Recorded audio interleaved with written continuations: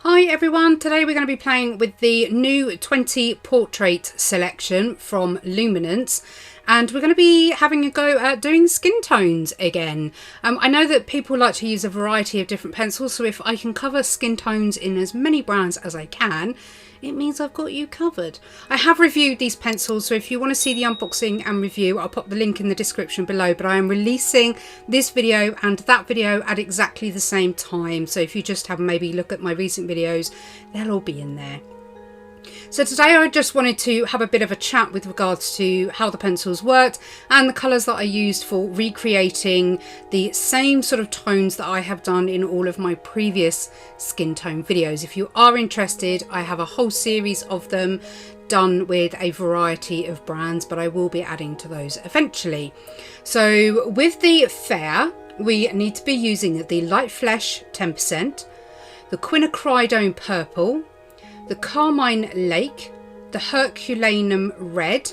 I put a question mark next to the Dark Indigo because I think that depends on your reference and how it looks in your photo, but it can make a very nice dark shadow. And I use the Pink White, which is now becoming my second most favourite blending pencil, to blend all of them together. Now, unlike the review, I did actually do this on smooth paper because I wanted to see how they played, and actually they didn't do a too bad job. I probably could have been a bit neater in all fairness with my application, but I wanted to get this done for you guys so you had another tutorial available for another brand of pencils, as I know a lot of artists use these. I tried to do my best to match the pencils to the original sort of colours that I normally use when I don't use the Luminance, to get them as close to all the original tutorials that I have done before. I know it's going to be different, you know, for every brand that you get because they're not going to be exactly the same, but I wanted to get it as close as I possibly could for you. Now, the Pink White actually gives you a really beautiful translucency to the skin tones, so it works really, really well as a blender. Now, the colours are pretty much the same. There's just an alteration on a couple or how I lay the pencils down depending on the tone that I want to get. So with the medium I use the same, the Light Pink Flesh, the Pink White, the Quinacridone Purple. I brought in Violet Pink for this occasion and the Herculaneum Red. Now the middle verdigris is there in case you need to add some of the lighter tone rather than it being sort of hue, I should say, rather than it being red or too yellow. The verdigris and the violet tends to just sort of subtle those colours down a bit. So if you find that maybe they've got a colder undertone or under the eyes, around the mouth, around the nose, so the general area where the skin is thinner and you need to have a slightly bluer tone underneath, then you can pull in other pencils to create those shadows. But for your standard skin tone of a medium type, these are perfect colours for those to do it with. The Violet Pink is really, really good actually. If you have like these blushed looks, or if you maybe have someone who is fair but blush at the same time, is actually a really good pencil to use for that type of flesh. Now I used the middle verdigris because I needed to take out some of the pink that was in there, and you'll see the difference it makes just by putting that colour on top. And now I did apply a little bit of pressure to help blend it, and rather than actually do a wash of colour, I wanted a bit more of the pigment down, so you'll know by looking at your reference how you prefer to get it done.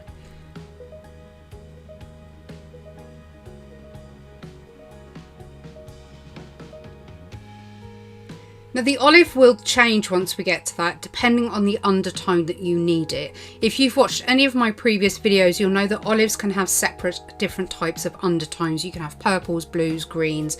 On this particular one, I decided to use the green because that's what we had in the kit, and it actually worked really, really well. So the colours used was the Light Flesh 10%, the Herculaneum Red, the middle verdigris, which I used for this particular undertone, the Quinacridone Purple, and the Dark Flesh 40%.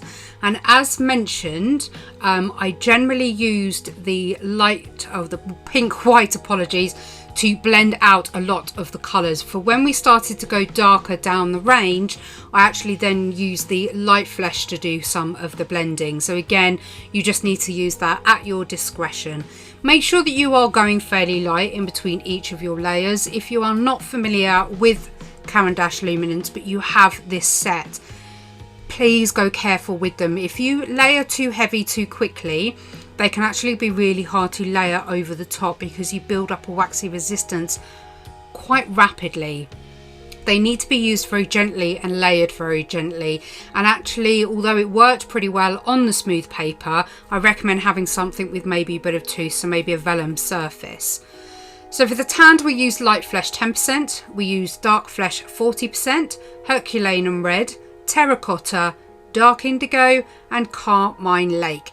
The terracotta was perfect for the tanned, but we needed to tone it down slightly, so that's where I bring in the dark indigo. But tanned tends to have a very sort of reddish brown sort of tinge to it anyway, and depending on how burnt you are, of course, will depend on how much of that terracotta you might need to put in. But again, looking at your reference, but you can see already the fair, the medium and the olive, how beautiful these pencils blend, and this is just on smooth paper. I use the dark indigo to really get those shadows in, because on tanned skin, shadows can actually be quite dark. I did use a bit of a glazing method with this rather than going in too strongly, so you'll see that I'm being quite light with my layering, and again blending in between each time that I swap over my pencils. It really is a case of just sandwiching your colours until you're getting the hue that you want, the final result that you want. And it's sort of like changing your pencil pressure if you need to go into lighter areas, making that blend from your dark to your light as even as possible. And that's why we do that blending over the top afterwards. Again, because it gives this really beautiful transition and translucency that skin has. I blended this one with the light flesh at 10%. Now the dark I did with a warm base. If you haven't seen my recent Polychromo 12 pack tutorial, you'll see in there I actually do two extra, and one is with a cold base and one is with a warm base, and I do that on both the dark and the black. It's worth having a look even if you don't have the polychromos, because it gives you an idea of how you can use different colors to undertone your actual sort of finished drawing. You'll be amazed how when you layer colors on top of each other, the difference it can make with your hues and how they shift. With the dark I used Herculaneum red, terracotta, dark flesh 40%, quinacridone purple, dark indigo and carmine lake. The dark indigo again was used in the shadows and was also used for glazing over the top to help me tone some of the orange down. It did need a little bit, it was coming out very quite orange actually. So using something like the dark indigo, or again you could actually bring in the middle verdigris just to sort of bring that down a pinch and make it a bit less on the sort of red brown. It was just looking a bit too warm for my liking, but then saying that, depending on your subject, this may actually be a perfect combination. So, you know, this is just to guide you through the colours and the process, as they are a brand new set. They are brand new colours, so they're not familiar with people that have Luminance already. And yeah, I just wanted to give you a bit of a rundown of how they work for skin tones. This is me glazing now, so I'm very lightly going over it finally, and I've actually brought in, as I say, the middle verdigris just to change it a touch. With the black we move on to middle verdigris as our base tone, and that just sort of helps give it a final warmer tone compared to the others. I use dark indigo, carmine lake and dark flesh 40%, so you'll see actually that I use a lot less pencils in this, and I've done quite a thickish layer of the middle verdigris on the base. I've then done a very light coating of the dark indigo, and that's just to give me a slightly colder hue underneath. Then once we start going over, this is the dark flesh at 40%. You can see the difference between the dark and the black with regards to having a warm and a cold undertone to it. Again, sandwiching through these colours is what's going to give you the translucency which flesh normally has. So going over with the Carmine Lake, you can see that we're starting to warm it up, but it's still not orange, and that's what you want when you're looking at this type of pigment skin. Again, your reference photo will guide you an awful lot through this process, because quite often you'll actually have a selection of these in one portrait.